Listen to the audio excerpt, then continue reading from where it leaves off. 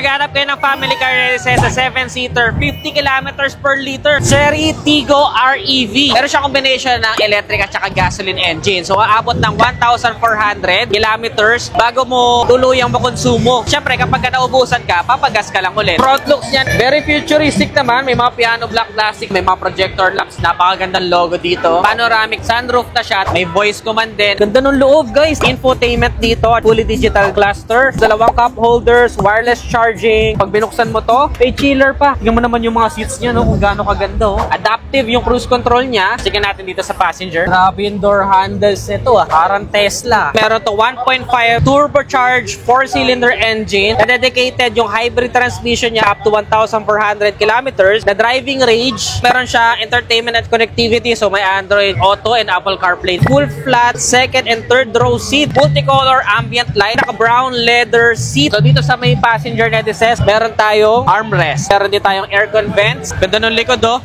Tignan mo. Sampung ganun yung pinaka-taillight niya. Tignan mo naman yung detalye ng mga ilaw niya, no? Parang Jaguar. Dito sa taas yung stop lamp natin. Power tailgate. Kung gusto mo ng extra storage, madadala mo na yung mga icebox mo. May ilaw din dito. Emblem lang dito. Ang presyo, 1,648,000. Sulit, no? Comment nyo naman dyan sa ibaba. Again, this is Adriano. Always keep it cool. Ride safe always.